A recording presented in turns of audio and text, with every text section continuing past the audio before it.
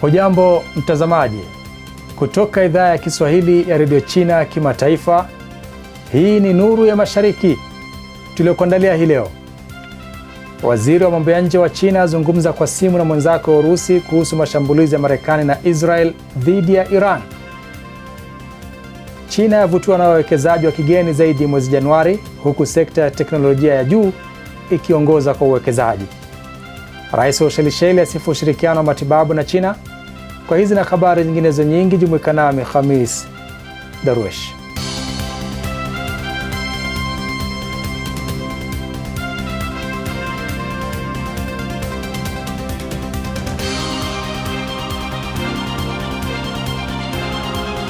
Waziri wa mambo ya nje wa China Wang Yi Jumapili alifanya mazungumzo ya simu na waziri wa mambo ya nje wa Urusi Sergei Lavrov kwa ombi la upande wa Urusi kufuatia mashambulizi ya Marekani na Israel dhidi ya Iran.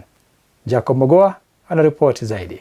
Wang, ambaye pia ni mjumbe wa ofisi ya kisiasa ya kamati kuu ya chama cha kikomunisti cha China, alisema kuwa kwa msukumo wa China na Urusi, Baraza la Usalama la Umoja wa Mataifa lilifanya kikao cha dharura Jumamosi kujadili hali ya sasa nchini Iran. Alisisitiza kuwa China imekuwa ikishikilia daima madhumuni na misingi ya Umoja wa Mataifa na inapinga matumizi ya nguvu katika mahusiano ya kimataifa. Kwa mujibu wa Wang, haikubaliki kwa Marekani na Israeli kuanzisha mashambulizi dhidi ya Iran wakati mazungumzo kati ya Iran na Marekani yakiwa bado yanaendelea. Aidha, alieleza kuwa si jambo linalokubalika kwa mataifa hayo kumuua waziwazi kiongozi wa nchi huru na kuchochea mabadiliko ya serikali kwa nguvu. Alionya kuwa vitendo hivyo vinakiuka sheria za kimataifa pamoja na kanuni za msingi za mahusiano kati ya mataifa. Akizungumzia kuongezeka kwa mvutano katika eneo la Ghuba ya Uajemi, Wang alisema hali ya Mashariki ya Kati inaweza kusukumwa katika hatari kubwa zaidi. Alibainisha kuwa China ina wasiwasi mkubwa kuhusu mwelekeo huo. Wang alieleza msimamo wa China kuhusu hali ya Iran katika vipengele vitatu. Kwanza, kusitishwa mara moja kwa operesheni za kijeshi ili kuzuia kuenea kwa vita na kuhakikisha hali haipotei udhibiti. China inatilia mkazo wa usalama wa nchi za Ghuba na inaunga mkono juhudi zao za kujizuia. Pili, kurejea haraka kwenye mazungumzo ya kidiplomasia. Pande zote zinapaswa kuhimiza amani kwa dhati, kuzuia vita na kuhimiza wahusika kurejea mezani kwa mazungumzo bila kuchelewa. Tatu, kupinga kwa pamoja vitendo vya upande mmoja. Kushambulia nchi huru bila idhini ya Baraza la Usalama la Umoja wa Mataifa kunadhoofisha misingi ya amani iliyojengwa baada ya vita kuu ya pili ya dunia. Jumuiya ya kimataifa inapaswa kutuma ujumbe wazi kupinga kurejea kwa mfumo wa nguvu ndiyo haki.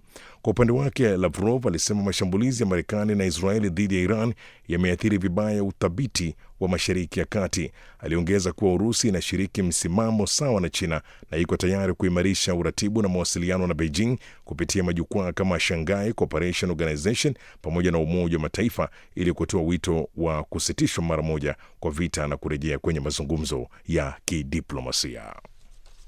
Rais wa Ushelisheli Dr. Patrick Khamenei amepongeza miaka 40 ya msaada matibabu kutoka China kwa nchi yake, huku mwaka 2026 ukiashiria miaka 50 tangu kuanzishwa kwa uhusiano wa kidiplomasia kati ya nchi hizo mbili. Hii hapa ripoti niliyoiandaa. Katika mahojiano na China Central Television CCTV yaliyorushwa Ijumaa, Bwana Khamenei, ambaye ana uzoefu mkubwa katika taaluma ya tiba, alisema kuwa Seychelles imenufaika kwa kiasi kikubwa na ushirikiano wa kimatibabu na China. Tangu mwaka 1986, makundi ya madaktari wa China yamekuwa yakitembelea Seychelles ama Ushelisheli kutoa huduma za matibabu kwa wakazi wa huko. I didn't feel any pain. Dr. Zhao is a very trustworthy doctor, reliable one. He's a very attentive doctor also. I want to go to China because the Chinese doctor is the one who give me life. Timu ya sasa ya madaktari wa China inayohudumu Ushelisheli, ambao ni kundi la 20 la madaktari wa China, ina madaktari 6 na hutibu wastani wa zaidi ya wagonjwa 100 kwa siku. Chinese doctors is that they have good dexterity and they are always open and ready to teach. Meli ya hospitali ya China Peace Ark pia imefanya ziara 2 nchini Ushelisheli, ikitoa huduma za matibabu bila malipo kwa wakazi. I worked with Chinese doctors whilst I was practicing medicine. They are very experienced, very knowledgeable, And the Peace Act shows the confidence that our people have in Chinese medical standard. And as you know, the turnout was the biggest ever in the world per capita. We've benefited a lot from your expertise in the field of health. And of course, we've had very few cases of people, of our students learning Oriental medicine, Chinese medicine. You have good universities, you have good hospitals. There again, we can send our young professionals to study. China imeendelea kuwa kivutio kikubwa kwa wawekezaji wa kimataifa mwezi Januari, huku idadi ya kampuni mpya zenye uwekezaji wa kigeni ikiongezeka kwa kasi. Kwa mujibu wa takwimu za hivi karibuni kutoka Wizara ya Biashara ya China, sekta ya teknolojia ya juu inaongoza kwa kuwavutia wawekezaji wakuu. Tom Wanjala na maelezo zaidi. Kwa mjibu wa takwimu hizo, jumla ya kampuni 5306 mpya zenye uwekezaji wa kigeni zilianzishwa kote nchini China mwezi Januari, ikiwa ni ongezeko la 25.5 ikilinganishwa na kipindi kama hicho mwaka uliopita. Matumizi halisi ya mtaji wa kigeni yalifikia yuani bilioni 92, takribani dola za Marekani bilioni 13.4, hali inayoonyesha imani endelevu ya wawekezaji wa kimataifa katika mazingira ya biashara ya China. Sekta ya teknolojia ya juu imejitokeza kuwa kichocheo kikuu cha ukuaji. Matumizi halisi ya mtaji wa kigeni katika sekta hiyo yalifikia zaidi ya yuani bilioni 33.7, takriban dola za Marekani bilioni 4.9, sawa na ongezeko la 0.6% kwa mwaka na kuchangia 36.7% ya jumla ya kitaifa, ikiwa ni ongezeko la pointi 2.3 za asilimia ikilinganishwa na kipindi kama hicho mwaka jana. Aidha, mtiririko wa uwekezaji kutoka baadhi ya mataifa makubwa umeongezeka kwa kiwango kikubwa. Kampuni za Ujerumani ziliongeza uwekezaji wao halisi nchini China kwa 86.6 mwaka hadi mwaka, huku wawekezaji kutoka Uswisi na Singapore wakiongeza uwekezaji wao kwa 57.4 na 10.9 mtawalia. Watafiti nchini China wameunda miwani inayotumia teknolojia ya akili mnemba AI inayofanya kazi kama macho bandia kwa kubadilisha taarifa za kuona kuwa maelezo ya sauti ili kuwasaidia watu wasioona kuona dunia kwa uwazi zaidi na kujitegemea.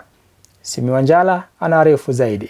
Kai Guanghui alipoteza uwezo wake wa kuona akiwa na umri wa miaka 7. Sasa ni mpangaji mahiri wa piano mwenye uwezo wa kutambua kwa usahihi kila nota ya ala hii. Hata hivyo, mara nyingi hupata changamoto kujielekeza katika mazingira ya kawaida anapotoka nje peke yake. Ili kusaidia kutimiza ndoto yake, watafiti katika kampuni inayotengeneza miwani hiyo ya AI katika mji wa Hangzhou, mkoa wa Xinjiang, mashariki mwa China, walifanya juhudi kubwa kuboresha uwezo wa kifaa hicho kutambua na kuepuka vizuizi. Timu hii ilitumia zaidi ya nusu mwaka kutembea katika barabara za jiji, kukusanya taarifa kuhusu vivuko vya barabara, ngazi na hatari nyingine ili kufundisha mfumo wa AI. Mbali na kutambua hali ya barabara, mfumo huu pia ulipaswa kutoa tahadhari kwa haraka. Kupitia maboresho ya mara kwa mara, watafiti walipunguza muda wa kifaa kuitikia kutoka milisekunde 500 hadi milisekunde 300, jambo lililomkaribisha Kai zaidi kufikia ndoto yake. Kwa kutumia uchambuzi wa picha na uelewa wa matukio, miwani hii ya AI inaweza kutambua mara moja menu, kuelekeza njia na kufafanua mazingira kwa kubadilisha taarifa za kuona kuwa maneno ya sauti kwa watumiaji wasioona. Kipengele hiki kinawezeshwa na mfumo mkubwa wa akili mnemba uliotengenezwa nchini humo. Hivi karibuni, Kai alivaa miwani hiyo iliyofanyiwa majaribio na maboresho mara nyingi, na kwa mara ya kwanza alitoka peke yake kwa kujiamini katika barabara asiyoifahamu,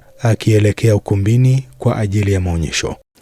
Roboti wa mfano wa binadamu wameanza kuonekana wazi katika sekta mbalimbali nchini China, kuanzia viwandani hadi katika maduka ya pembezoni mwa barabara.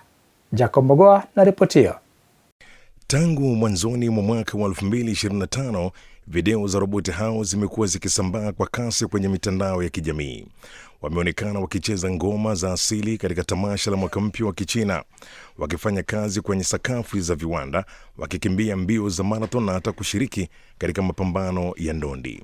Katika mwaka uliopita, sekta ya roboti wa mfano wa binadamu nchini China imepiga hatua kutoka kwa maonyesho ya kiteknolojia yanayovutia macho pekee hadi kufikia hatua ya kutumika kwa upana zaidi katika jamii.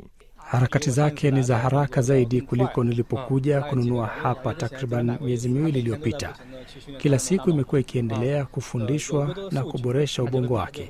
Kadri inavyokusanya data nyingi zaidi, ndivyo inavyotekeleza majukumu kwa usahihi mkubwa zaidi na hivyo kuwa na kasi zaidi. Kwa sasa zaidi ya roboti 100 wa aina hiyo wametumika katika maeneo mbalimbali nchini humo, yakiwemo maduka ya dawa.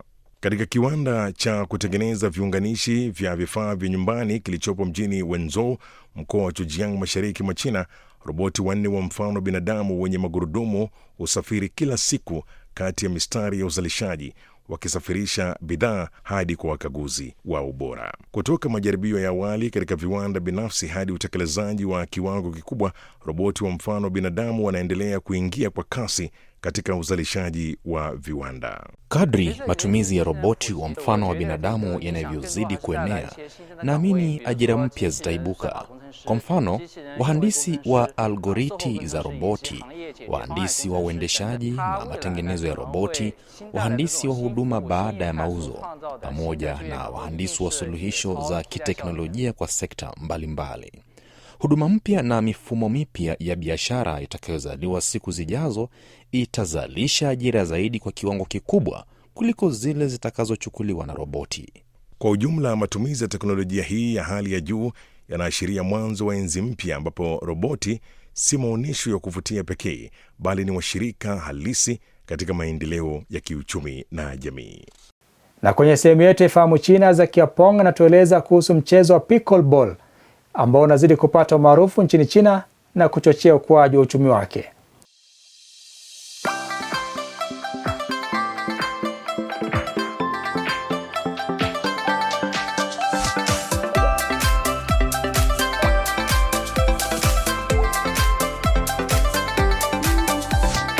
Hujambo na karibu katika kipindi cha Ifahamu China. Mimi ni Zakia Peng. Mchezo wa pickleball ambao ni mchezo wa kuchipuka unaochanganya vipengele vya mpira wa vinyoya, tenisi na tenisi ya mezani umepata umaarufu kote China, ukivutia wachezaji wa rika zote na kusaidia watu kuwa na afya. Kianzia Marekani, mchezo huo umeenea kwa kasi duniani kote na hadi kufikia mwaka 2025 kuna jumla ya wachezaji zaidi ya milioni 36. Hali ya China pia inaridhisha, huku mashindano zaidi ya 480 yakifanyika katika mwaka 2025. Kuhimiza mchezo huo kutoka mwanzo kuna hitaji jitihada za kujitolea, kama ilivyoonyeshwa na wanandoa waliochangia wazo Zhang Lei na Wang Nuo, ambao wana ushawishi kwenye viwanja vya pickleball, kuanzia katika viwanja vya shule hadi michezo ya tennis ya China Open. Wanandoa hao walipata shauku ya mchezo huu mwaka 2014 na kuanza kuendeleza mwishoni mwa mwaka 2022. Walianzisha klabu ya kwanza kabisa ya pickleball mjini Beijing na wamekuwa wakijitahidi kujenga miundombinu, kukuza mchezo huo na kuandaa mashindano ili kusaidia pickleball kukua. Bwana Zhang na Bibi Wang wote ni makocha wanaothibitishwa mara kwa mara kufika katika shule ya Mingchen, ambako mkuu wa shule aliongeza pickleball katika mtaala miaka 3 iliyopita na kufanya iwe shule ya kwanza Beijing kufanya hivyo. China imekuwa moja ya wazalishaji wakuu wa vifaa vya mchezo huu duniani, ikiwa na kampuni takriban 300 zinazotengeneza bidhaa za pickleball na nyingine nyingi zikianza kuingia sokoni kila mwezi. Ukilinganisha na tenisi, pickleball ni rahisi kwa wachezaji wapya kuanza, jambo ambalo limechangia sana kuongezeka kwa umaarufu wake. Kwa mujibu wa watafiti, pickleball ni mchezo bora unaochangia afya kwa taifa. Kwa kweli, unaziba pengo kati ya kampeni ya afya ya taifa na unaweza kuwa mchezo mkubwa unaochanganya robo ya ushindani na thamani ya ushiriki wa umma katika kujenga afya. Haya, kwa leo kipindi hiki kinaishia hapa. Katika kipindi kijacho nitaendelea kukuletea mambo mengine yanayovutia kuhusu utamaduni na jamii ya China. Asante kwa kuwa nami. Mimi ni Zakia Peng. Kwa heri. Naam, mtazamaji, sasa ni wakati wa sehemu yetu ya Jifunze Kichina. Katika sehemu hii tunawaletea masomo ya lugha ya Kichina hatua kwa hatua kwa njia rahisi na ya kuvutia.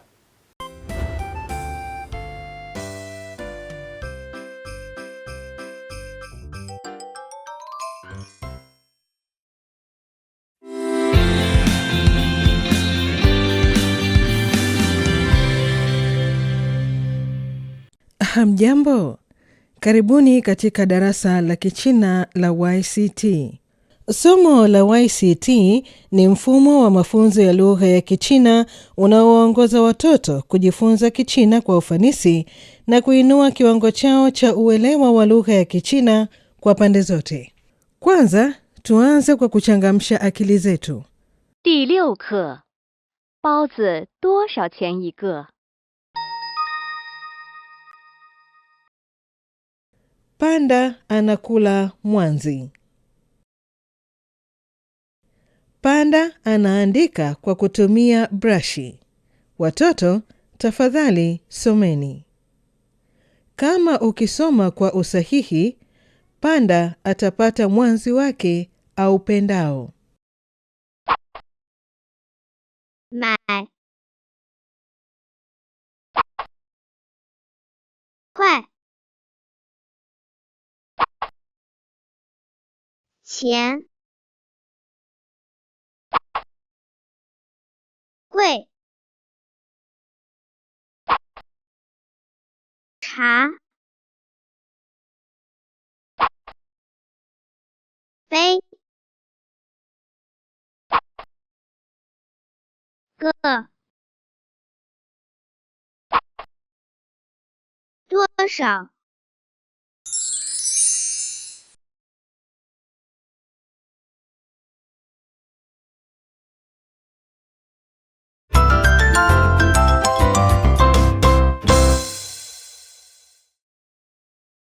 你买什么？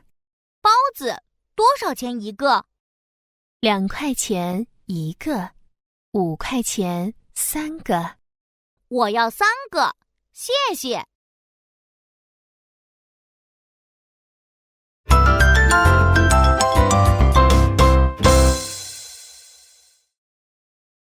你买什么？包子多少钱一个？2块钱一个，5块钱3个。我要3个，谢谢。他想买什么？他想买包子。3个包子多少钱？5块钱。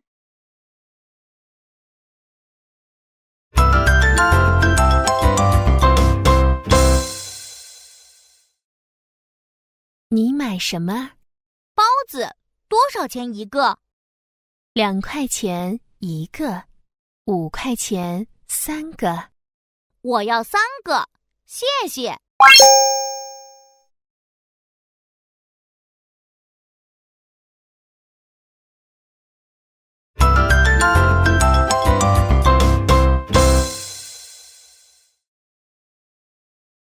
有绿茶吗？有。多少钱一杯？50块。50块，太贵了。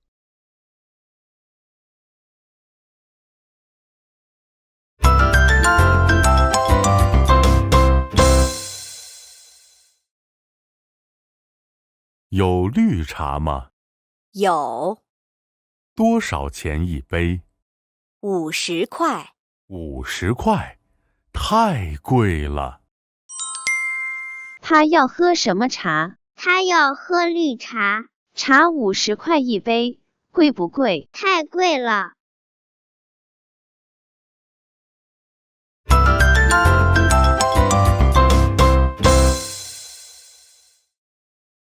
有绿茶吗？有。多少钱一杯？50块。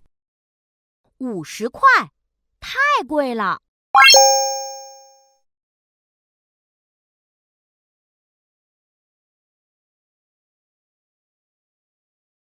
买花。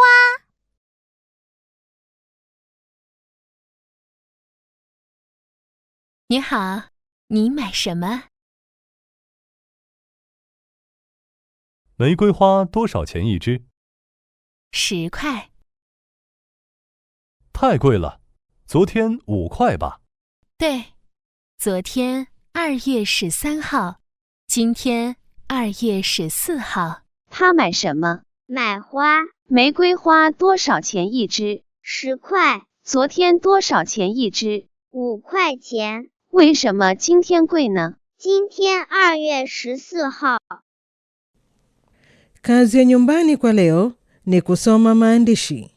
Kesho tutaendelea na mchezo huu. 再见.